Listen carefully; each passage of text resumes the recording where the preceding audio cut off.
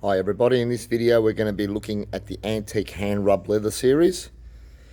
Now with this leather, as I tell a lot of customers, it is the most common we sell. We've been selling this leather pretty much the majority of our sales over the last 45 years. It is probably the stereotype that you would consider with leather for Chesterfields. Very different to the oil pull-up leathers and the vintage leathers. Now, the process is very different. This leather here would be, for instance, all black, like you see there when it was first come out from the tannery. The red coat would sit underneath, or the brown or the green, etc. Then it gets rubbed by hand. That hand rubbing effect gives you that nice aged mottled effect. Now, the vintage leather, you'll find it's a lot more even and a lot more really even across the entire sofa. But see, that's manipulated by the machine. This process is done by hand. Now, also too, what I tend to show people is the grain of the leather. Now, if we can see it, it's a lot more thicker grain. Now, when I say thick, it's not that it's like rock hard. You still got a nice feel, but the grain's left in it. You can see the grain, you can see all the lines in the skin. It's a very natural looking process. You do get a lot of variation across. Now, it's not as bright as you see in the camera. As I say, our camera's a lot more powerful today than before, so you do get a bit more come through. Darker on the sides to give that effect. That's the burgundy. Probably our most popular colour a long time ago, now superseded by brown. Also to the durability of this leather is quite phenomenal. Now I tend to say to people, leathers today, the thinner they are, really the less resistant they are to wear and tear. The thicker they are, the more they'll handle every day.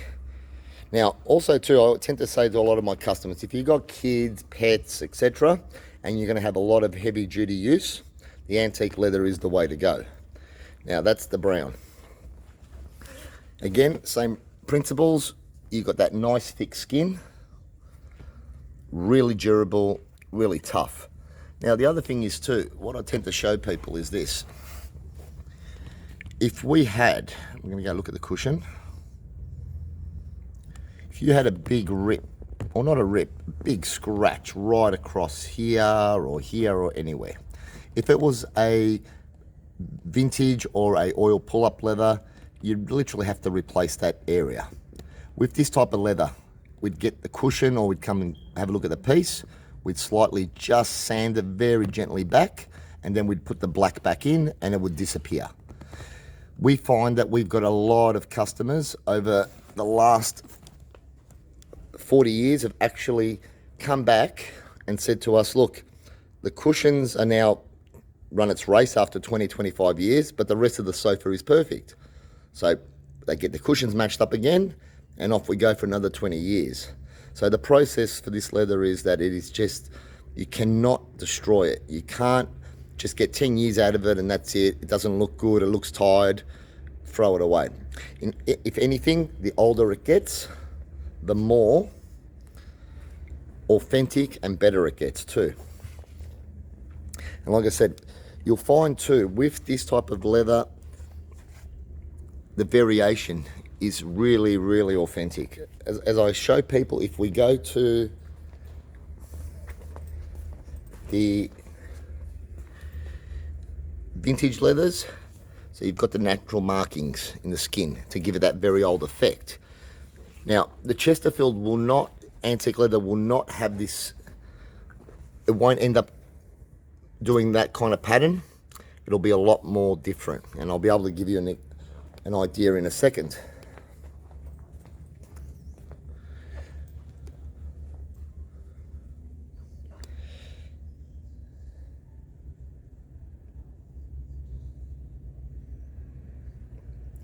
Real good variation, as you can see, just with the burgundy,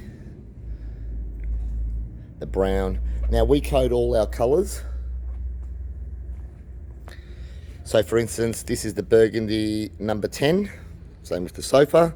So say in 5 years time you come back and you want to match up another piece, you just say I had burgundy number 10, and we've got on our charts at the factory overseas already the leather, how it was rubbed, number 10, back in 2020 for instance. So you can see all the natural features of this leather. Just have a bit of a nice look. It's a really good camera. As you can see, it's a real thick leather for everyday use. Really nice.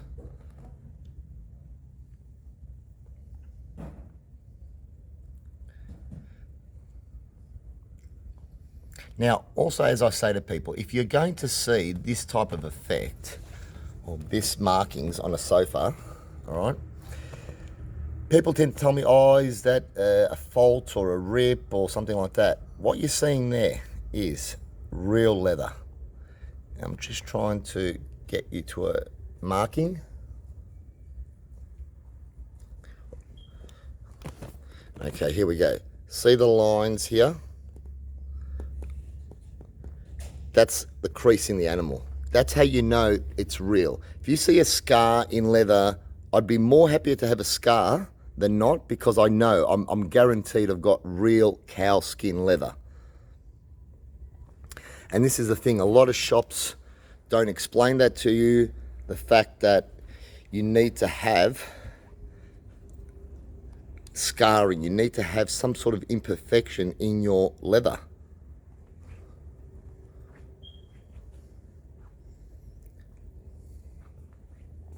There's the brown again.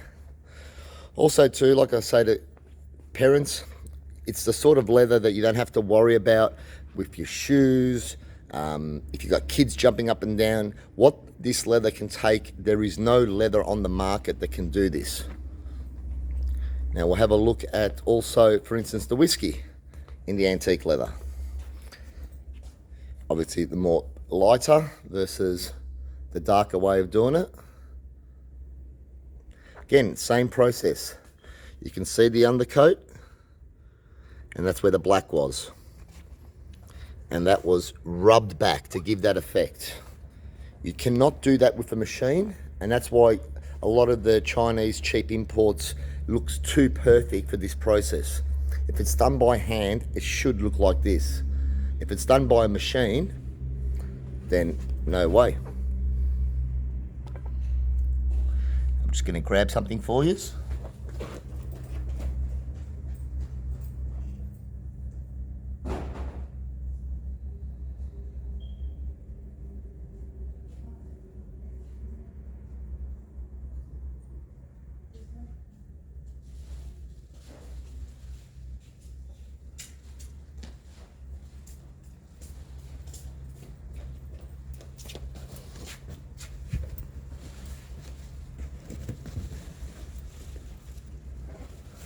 Sorry about that. Now, I'm going to give you 3 examples here.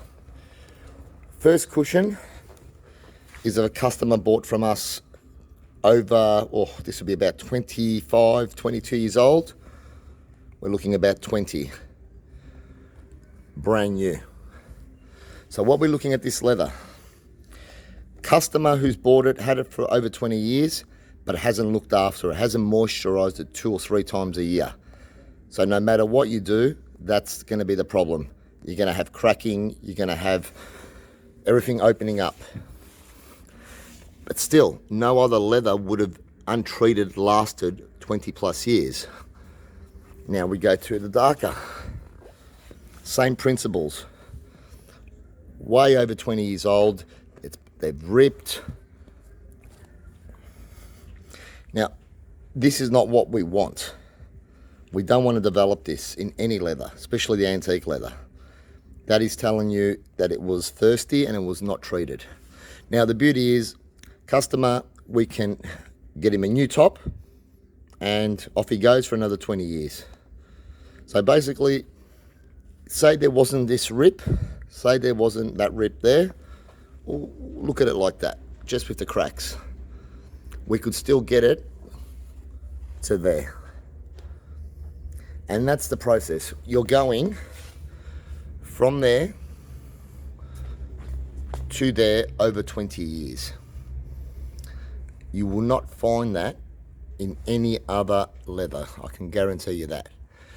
As long as you look after it,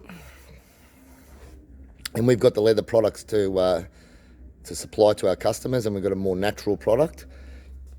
Your cushion, if you look after it 2-3 times a year, in 20 years, it should look that shape, that fullness. That's the coils for you, as you can see. Look at those cushions. For 20 years old, they have not dipped or pancaked. That is the benefit of coils. And if you look at the rest of the leather, it's still held up incredible. So that is your antique leather. As I say to most customers, it is the best leather for everyday use, for its originality as a Chesterfield. Doesn't matter what you spill, doesn't matter what the traffic use is on it, you're always going to have a sofa that lasts a long, long time and very easily repairable. So for those who want heavy duty, go the antique hand rubbed leather. Quality wise, it's still a full grain cowhide leather.